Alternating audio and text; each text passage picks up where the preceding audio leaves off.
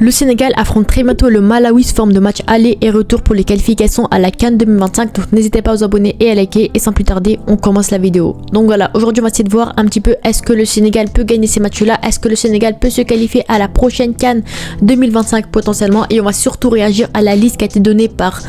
Certains diront Pape Thiaw parce que c'est le nouveau coach du Sénégal, mais surtout Aliou Cissé qui a fait sa dernière liste officielle avec le Sénégal. On va essayer de réagir à tout ça et voilà, sans plus tarder, on commence la vidéo. Donc voilà, le Sénégal affrontera le Malawi sous forme de match aller et retour justement le 11 et le 15 octobre. Donc j'ai vraiment hâte de voir tout ça, la trêve internationale qui arrive très bientôt. Donc voilà, elle a été donnée hier soir il me semble la liste. Donc aujourd'hui, on va essayer de réagir à cette liste justement.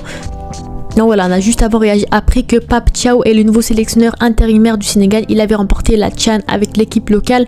Donc juste avant, je voulais juste voir un petit peu qui est Pape Thiaw, voir un petit peu son palmarès, voir un petit peu qui il est, parce que j'avais déjà fait une vidéo bilan, on va dire, avec Aliou Cissé, voir un petit peu son parcours avec l'équipe nationale. Mais là, on va voir un petit peu qui est le nouveau coach, qu'est-ce qu'il a fait dans sa vie. Donc ça a été un joueur professionnel notamment qui est passé par pas mal de clubs, notamment des clubs sénégalais, qui a joué pour le Sénégal, etc. Mais surtout en tant qu'entraîneur, c'est un très jeune coach qui a fait vite fait quelques équipes.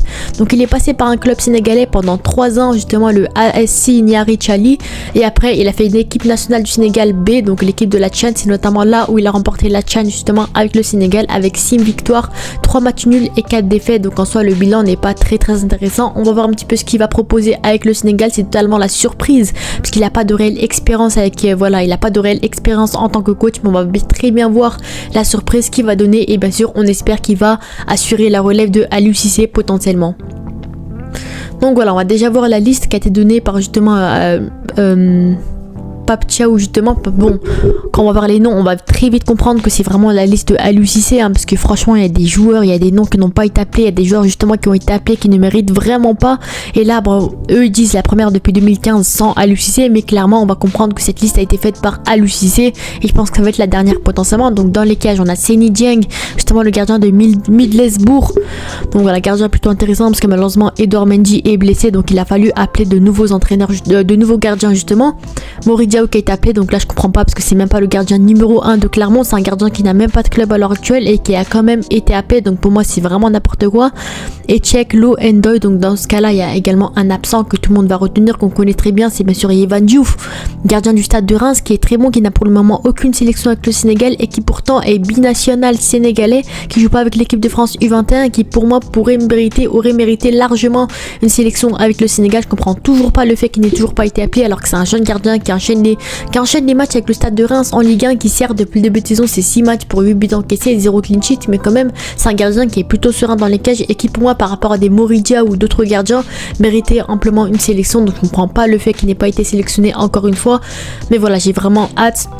J'espère que Pape Thiaw se rendra compte de son potentiel parce que franchement ce gardien là pour moi c'est clairement le futur Edouard Mendy dans les cages potentiellement.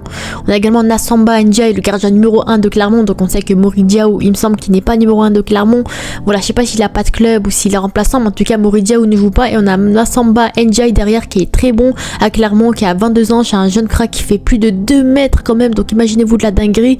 Mais voilà, lui au moins c'est un gardien qui joue, c'est un gardien qui voilà 7 matchs, 7 buts encaissés, un clean sheet depuis le début de saison, c'est un gardien plutôt intéressant qui a beaucoup de temps de jeu. Donc pour moi à la place de Moridiaw j'aurais préféré appeler lui, mais malheureusement il n'a pas été appelé. Également pareil, il a aucune sélection avec l'équipe du Sénégal, seulement une seule en 2022 avec les U23, mais depuis là j'ai plus jamais été rappelé. Mais pour moi clairement il va très vite monter en puissance et pourquoi pas être appelé par le Sénégal, parce que franchement quand on voit certains noms, voilà, Seny Dieng au pire des cas on va dire que c'est le gardien numéro 3, Moridiaw et Lo Ndoye pour moi. Voilà, ça sert à rien quand tu vois des Yvan Diouf et Nassamba Ndiaye. Pour moi clairement là c'est également une erreur professionnelle. Ces deux joueurs là, ces deux gardiens là n'ont jamais été appelés avec le Sénégal et pour moi il faut très vite les appeler parce que franchement ils proposent des choses intéressantes avec leur club. En défense Abdoulaye Seck comme d'habitude, le défenseur central du Maccabi Haïfa, on va pas en parler plus que ça.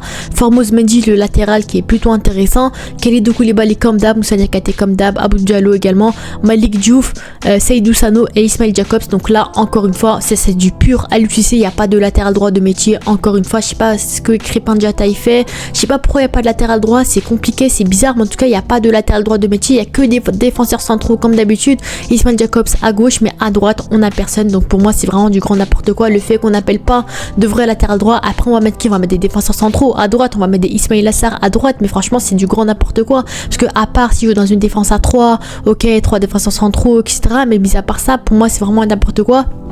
Surtout quand t'as des joueurs comme Noah Fadiga qui est très bon, c'est un latéral droit plutôt intéressant, qui n'a pas été appelé de la Gantoise, qui fait vraiment un bon début de saison, qui a que 24 ans, qui à l'heure actuelle n'a aucune sélection avec le Sénégal. Ça aurait pu être le moment justement de l'appeler.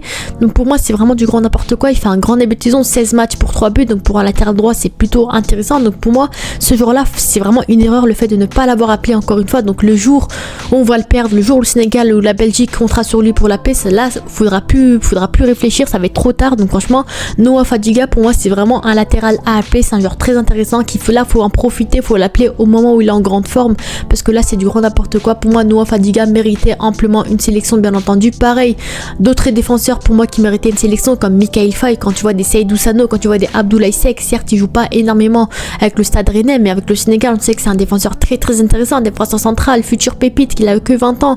En plus il a été vraiment très impressionnant au dernier rassemblement. Donc pour moi Mikayil Faye, il aurait fallu l'appeler. Certes il a très peu de temps de jeu, il est pas très régulier, donc c'est un peu compréhensible on va dire le fait de ne pas l'appeler, mais je pense que par rapport à des Seydou Sano, des Abdoulaye Seck, franchement pour moi Mikayil Faye aurait amplement mérité sa sélection. Et également pour des Harouna Sanganté, qui pour moi je comprends toujours pas le fait de ne pas l'appeler. Il a aucune sélection à l'heure actuelle avec le Sénégal, alors qu'avec le Havre c'est vraiment un patron, c'est un très très bon défenseur central, latéral droit, en plus il peut jouer dans les deux postes.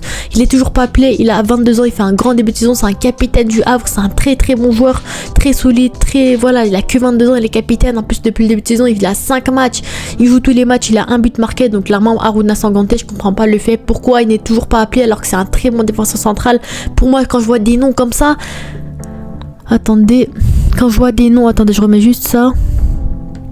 Quand je vois des noms comme Abdoulaye Seck, je vois des noms comme Seydou Sano, je comprends toujours pas pourquoi Harouna Sanganté n'est pas appelé. Donc franchement pour moi c'est du grand n'importe quoi encore une fois.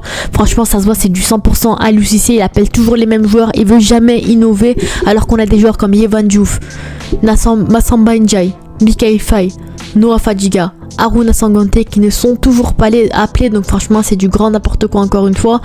Mais voilà, c'est du Aliou Cissé 100%. Donc j'espère que Pape Thiaw se rendra compte et appellera vraiment des vrais joueurs qui méritent vraiment au prochain rassemblement. Au milieu de terrain, là c'est un peu plus paisible, c'est meilleur on va dire. Idrissa Gueye, Pathé Ciss, Nampalys Mendy, Pape Gueye, Pape Matar Sarr, Lamine Camara, Habib Diarra. Pour moi franchement c'est très très bon. Le seul problème c'est le fait qu'on n'appelle pas de piston, parce qu'on sait que malheureusement Aliou Cissé n'appelle jamais de piston, alors que jouer avec des pistons il préfère mettre des défenseurs ou des milieux de terrain centraux en piston. Donc ça c'est du grand n'importe quoi encore une fois. Mais voilà, c'est du Aliou Cissé. Les milieux de terrain pour moi c'est que des très bons joueurs, quasiment peut-être Nampalys Mendy.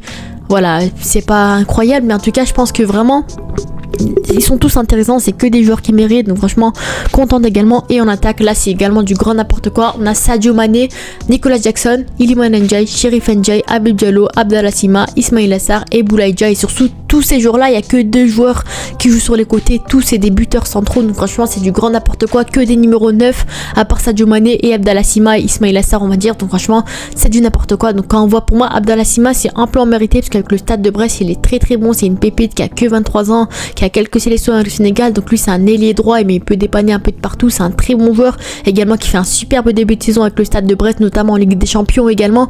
Ligue des Champions c'est 2 matchs pour 3 buts, donc très très propre. Donc depuis le début de saison lui c'est 7 matchs, 3 buts, 1 passe D. Donc franchement pour moi c'est mérité sa sélection encore une fois. Mais quand tu vois certains noms, Sadio Mané avec El Nasser, ok c'est le capitaine, c'est le patron, donc c'est normal le fait de l'appeler. Nicolas Jackson qui est très bon avec Chelsea, Iliman Ndiaye qui est plutôt moyen, mitigé avec Everton. Donc là dans ce cas là on aurait préféré appeler un ailier potentiellement, même si Iliman Ndiaye c'est un joueur qui est souvent appelé avec le Sénégal et que vraiment si on l'appelle pas c'est que vraiment il y a un problème. Chérif Ndiaye qui là pour moi on aurait pu faire un effort parce que c'est un buteur il me semble encore une fois. Donc là on aurait pu appeler un ailier potentiellement. Habib Diallo qui est à Damak FC au Qatar ou je sais pas où, bah c'est un peu compliqué, il floppe un peu. Après avec le Sénégal il est très bon, il répond toujours présent, mais quand même pour moi bah voilà c'est pas incroyable. Abdallah Sima très bon, Ismaïla Sarr qui est depuis le début de saison on n'entend pas trop parler à Crystal Palace donc je connais pas vraiment, et Boulaye Ndiaye qui est très bon à la Lazio, mais avec le Sénégal c'est un peu compliqué. Voilà, pour moi franchement c'est un peu mitigé, parce qu'il y a des joueurs qui sont très bons en club comme des Abdallah Sima, des Boulaye Ndiaye, des Nicolas Jackson qui sont très bons en club, mais voilà pour moi c'est un peu mitigé. Pareil pour les milieux de terrain, en soi il n'y a qu'un seul piston, c'est Habib Diarra, le reste c'est que des milieux centraux.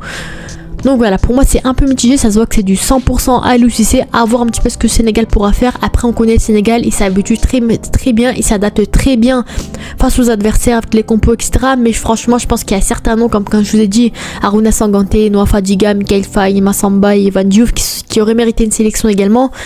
Mais là bah voilà, pour moi c'est plutôt intéressant, la liste est plutôt pertinente on va dire, mais il y a certains noms comme ça je suis un peu dégoûté, je suis vraiment dégoûté le fait qu'il n'ait toujours pas été appelé avec l'équipe du Sénégal.